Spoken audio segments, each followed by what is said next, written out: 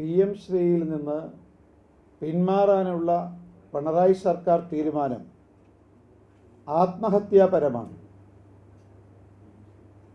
മാത്രമല്ല, കുട്ടികളുടെ മൗലികാവകാശങ്ങളുടെ നിഷേധവും കൂടിയാണ്. ഇത് കേവലം ഏതെങ്കിലും ഒരു കടലാസ് സംഘടനയുടെ സമ്മർദ്ദത്തിൻ്റെ ഭാഗമായിട്ടല്ല, മതമൗലികവാദികളുടെ ഭീഷണിക്ക് മുന്നിൽ മുട്ടുമടക്കിക്കൊണ്ടാണ് സംസ്ഥാന സർക്കാർ PM ശ്രീ പദ്ധതിയിൽ നിന്നും പിൻവാങ്ങുന്നത്.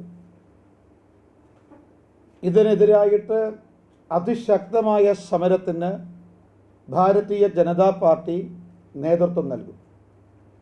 പ്രാദേശിക തെരഞ്ഞെടുപ്പ് നടക്കാൻ പോകുന്നു, തുടർന്ന് നിയമസഭാ തെരഞ്ഞെടുപ്പ് വരാൻ വേണ്ടി പോകുന്നു.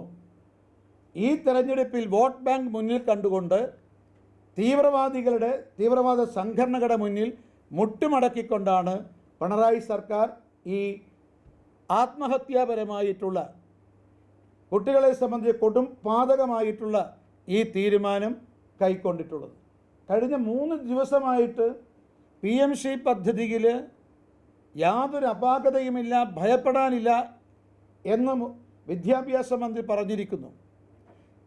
ഇന്ന് ഈ PM ശ്രീ പദ്ധതിയിൽ നിന്ന് പിൻവാങ്ങുന്ന സമയത്ത് വിദ്യാഭ്യാസ മന്ത്രി പറയണം ഇപ്പോൾ PM ശ്രീ പദ്ധതിക്ക് എന്ത് തകരാറാണ് സംഭവിച്ചത് എന്ന്.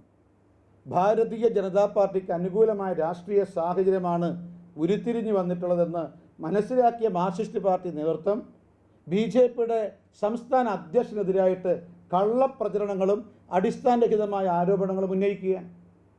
അദ്ദേഹത്തിന് ഈ ഉന്നയിച്ച ആരോപണം സുപ്രീം കോടതി പോലും തള്ളിക്കളഞ്ഞതാണ്.